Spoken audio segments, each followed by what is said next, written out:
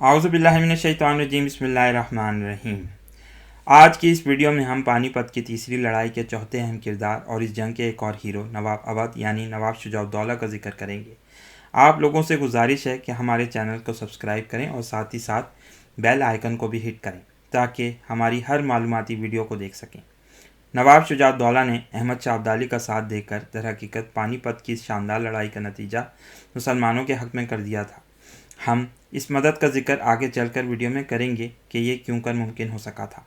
आपकी पैदाइश 19 जनवरी सन 1732 को अहमद शाह के मशहूर वज़ीर सफदरजंग के घर में हुई। हम सफदरजंग साहब का जिक्र अपनी दूसरी वीडियोस में कर चुके हैं। सफदरजंग साहब के नाम पर दिल्ली में एक मशहूर अस्पताल और एयरपोर्ट भी हैं। नवाब शुजाउद्दौला का असली नाम जलालुद्दीन हैदर था। नवाब शुजाउद्दौला की रस्म मकतब यानी स्कूल जाने का पहला दिन 5 साल की उम्र में बड़ी धूमधाम से मनाया गया था। जब आपकी उम्र 20 साल की हुई तो शेख मोहम्मद हसन साहब, जिनका ताल्लुक़ ईरान से था, आपके उस्ताद मुकर्रर हुए। आप अपनी ज़िंदगी के इब्तदाई सालों में शरारती होने के साथ साथ बहुत ज़हीन भी थे। आपने छोटी ही उम्र में फ़ारसी, अरबी, तुर्की और हिंदुस्तानी ज़बान पर अबूल हासिल कर लिया था। आपको अंग्रेज़ी और मराठी ज़बान से भी कुछ वाक़फ़ियत हो गई थी। सन 1745 में आपका निकाह बहू बेगम के साथ हुआ, क्योंकि मुग़ल बादशाह की ख्वाहिश थी कि इस तरह तुरानी और ईरानी ख़ानदानों के दरमियान दोस्ती हो जाए। सफदरजंग के मरने के बाद सन 1754 में आप इनके इकलौते बेटे की हैसियत से अवध की रियासत के तख्त पर नवाब की हैसियत से मुतमक्किन हुए। अभी आपके इक़्तिदार का दौर शुरू ही हुआ था कि सफदरजंग के भतीजे मोहम्मद कुली ख़ान ने आप पर इल्ज़ाम लगा दिया कि आपने हिंदुओं की एक लड़की को अगवा कर लिया है और वो आपके महल में मौजूद है। ये खबर फैलते ही आपकी हिंदू रियाया में शदीद बेचैनी फैल गई। मोहम्मद कुली ख़ान ने इस वाक़े को शोहरत देकर 12,000 हिंदू खत्रियों को इकट्ठा कर लिया था। जब इस फितने की खबर आपकी दूरअंदेश वालदा जहाँ बेगम साहिबा को हुई तो आपने तमाम हिंदू सरदारान को बुलाकर समझाया और बहुत से लोगों को जवाहरात और खिलतों से नवाज दिया, जिससे ये मामला रफा दफा हो गया। और यूँ जहाँ बेगम की मामला फहमी, दूरअंदेशी और हुस्न तदबीर से एक बहुत बड़ी मुसीबत टल गई थी और इस तरह रियासत अवध में अमन कायम हो गया। अब शुजाउद्दौला साहब ने सूबे की तरक्की की तरफ तवज्जो फरमाई। फैज़ाबाद की रौनक बढ़ने लगी थी क्योंकि दिल्ली की माशी हालत बहुत ख़राब हो गई थी और शुजाउद्दौला की फ़राख दिली और कदरदानी ने उलमा और दानिश्वरों को फैज़ाबाद की तरफ रुख करने पर मजबूर कर दिया था। थोड़े अरसे के बाद गाज़ी खान इमादुल मुल्क, जो मुग़ल दरबार का एक वज़ीर था और जिसने इस ज़माने में बादशाह घर का किरदार अदा किया, ने बादशाह आलमगीर सानी को कत्ल करवा कर शाहजहाँ सानी को तख्त पर बिठा दिया, लेकिन बाद में खुद खौफज़दा होकर जाटों के सरबराह सूरजमल से जाकर मिल गया। नवाब शुजाउद्दौला ने अपनी ज़िंदगी में हमेशा आलमगीर सानी की हिमायत की थी, मगर अब हालात तब्दील हो चुके थे। चूँकि शाहजहाँ सानी को किसी भी मुसलमान रियासत की हिमायत तो मिलनी नहीं थी, इसलिए इसने मराठों और जाटों से इत्तेहाद करने का फ़ैसला कर लिया। यही वो हालात थे जो तमाम हिंदुस्तान को पानीपत की तीसरी अजीम लड़ाई की तरफ ले जा रहे थे। नवाब ने दिल्ली से भागकर आने वाले शहज़ादे अली गौहर को वेलकम किया और यकीन दिलाया कि वो हर मुमकिन कोशिश से इनको इनका तख्त वापस दिलाएंगे। इसी इसना में शहज़ादा अली गौहर ने ऐलान किया कि वो आज के बाद शाह आलम सानी के लक़ब से पुकारे जाएंगे। सूरजमल जाट की इस दौरान भरपूर कोशिश थी कि वो नवाब अहमद ख़ान बंगिश, जो रोहेल खंड के एक बहुत अहम सरदार थे, और नवाब शुजाउद्दौला के दरमियान इख्तलाफात को हवा देकर जंग की सूरत हाल पैदा कर दे। मगर नवाब नजीबुद्दौला ने बीच में पड़कर सुलह सफ़ाई करा दी और इलाहाबाद पर नवाब शुजाउद्दौला की हुक्मरानी को तस्लीम कर लिया था, जिसकी वजह से लड़ाई की असल वजह का खात्मा हो गया। 22 दिसंबर सन 1755 को शाही मस्जिद दिल्ली के नज़दीक वाक़े विश्वेश्वर मंदिर को कुछ इंतहा पसंद मुसलमानों ने तोड़कर मुनहदिम कर दिया, जो एक बहुत ही अफसोसनाक वाक़या था। इस वाक़े को बुनियाद बनाकर पेशवा बालाजी राव ने भूख हड़ताल यानी हंगर स्ट्राइक का ऐलान कर दिया, जिससे पूरे हिंदुस्तान में हलचल मच गई। ये देखकर तमाम हिंदू बनियों ने दिल्ली और दीगर शहरों में भी अपनी दुकानों को बंद कर दिया और हड़ताल पर चले गए। राजा बलवंत सिंह और जय सिंह, जो मुग़ल हुकूमत के अहदेदार थे, उन्होंने बहुत कोशिश की कि हालात को काबू कर लिया जाए, मगर मराठों की नीयत कुछ और मालूम होती थी और अब हालात तेज़ी से बिगड़ रहे थे और हिंदू मुस्लिम नफ़रत में तेज़ी से इजाफा हो रहा था, जो मराठों की सबसे बड़ी ख्वाहिश थी ताकि वो अपने एजेंडे को आगे बढ़ा सकें। मराठे साथ ही साथ ये अफवाहें भी फैला रहे थे कि नवाब शुजाउद्दौला हकीकत में इनके साथ मिले हुए हैं, کیونکہ اودھ کی ریاست ایک بہت طاقتور اور امیر ریاست تھی۔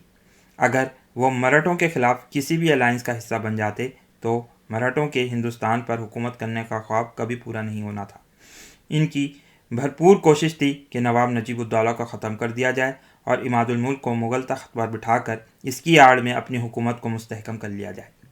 اس کے لیے بہت ضروری تھا کہ سب سے پہلے پنجاب کے زرخیز صوبے پر اپنا قبضہ جما لیا جائے اور اس کے بعد بہار اور بنگال کے امیر صوبوں کی باری آئے۔ اس کے لیے پیشوا بالاجی راؤ کے دماغ میں 3 بڑے منصوبے تھے جو اس نے دتا جی سندھیا کو بھی بتائے تھے اور اس کو کہا تھا کہ جو منصوبہ سب سے اچھا لگے اس کو اپنا لے۔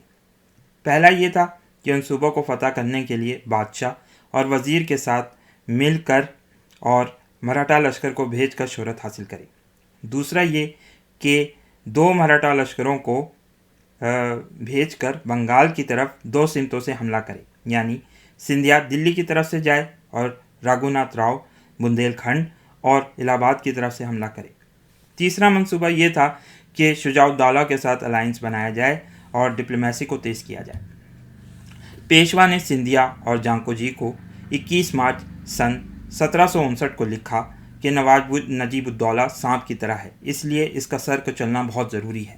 ساتھ ہی ساتھ نواب شجاع الدولہ کو پیشوا نے یہ پیشکش کی کہ ان کو بنگال اور بہار کا آدھا علاقہ دے دیا جائے گا، جو اپنے حساب سے ایک بہت بڑی آفر تھی۔ اس کی ایک بہت بڑی وجہ مراٹھوں اور ہندوؤں کے مقدس مقامات کا الہ آباد، بنارس اور ایودھیا میں واقع ہونا تھا، جو تمام کے تمام اس وقت ریاست اودھ اور شجاع الدولہ کے قبضے میں تھے۔ مراٹھے جانتے تھے کہ وہ نواب شجاع الدولہ سے طاقت کے ذریعے یہ مقامات نہیں چھین سکتے تھے، اس لیے انہوں نے چالاکی اور مکاری سے تمام معاملات کو ہینڈل کرنے کا سوچا تھا۔ جولائی سن 1759 کو دتا جی سندھیا نے شکرکال جو روہیل کھنڈ کی ریاست میں تھا کا محاصرہ کر لیا، یعنی اس کا سیز کر لیا تھا، مگر نواب حافظ خان کے بروقت آ جانے سے گوبند لال بلال جو مراٹھوں کے کیولری کا انچارج تھا ڈر کر جنوب کی طرف بھاگ گیا۔ اس کے ساتھ ساتھ نواب نجیب الدولہ نے اپنے مسلمان بھائی نواب شجاع الدولہ کو گو کہ وہ اہل تشیع تھے سے کہا کہ وہ ان کی مدد کریں۔ اللہ ان دونوں مجاہدین اسلام کو جنت الفردوس کے اونچے درجات میں جگہ دے، کیونکہ ان دونوں نے مسلمانوں کے عظیم مفادات کی خاطر شیعہ سنی منافرت جو اورنگزیب کی نادانیوں کی وجہ سے بہت بڑھ گئی تھی کو بھلا دیا اور ایک دوسرے کا اس عظیم وقت میں ساتھ دیا تاکہ مراٹھوں کے عظیم خطرے کا مقابلہ کیا جا سکے۔ نواب شجاع الدولہ نے باوجود سخت بارش کے شروع ہو جانے اور کیچڑ کے تقریباً 6000 گھوڑ سواروں اور 12000 سپاہیوں کے ساتھ شکرتال کی طرف مارچ کیا۔ ضلع بجنور کے قریب چاند پور نامی گاؤں کے پاس اس لشکر نے مراٹھوں پر شدید حملہ کیا، جس سے ان کے لشکر کو شدید نقصان پہنچا۔ اس کے بعد نجیب الدولہ کی طرف سے مراٹھوں کو خراج کی پیشکش بھی کی گئی، مگر نیگوسیشنز کامیاب نہ ہوئے اور لڑائی جاری رہی۔ ادھر اب ان دونوں نوابوں کو احمد شاہ ابدالی کے پنجاب میں داخلے کی خبریں مل رہی تھیں۔ یہ خبر سن کر دتا جی سندھیا کو بہت زیادہ ڈر لگا اور وہ خوفزدہ ہو گیا اور بالآخر 8 دسمبر کو وہ سیج کو ختم کر کے پنجاب کی طرف کوچ کر گیا اور پھر 9 جنوری سن 1760 کو دتا جی سندھیا کو برار گھاٹ کے مقام پر احمد شاہ ابدالی کے فوجیوں نے شوٹ کر دیا۔ مراٹھوں نے تقریباً تمام غیر مسلم راجاؤں کو خط لکھے کہ اب وقت آ گیا ہے کہ مسلمانوں کا صفایا کر دیا جائے۔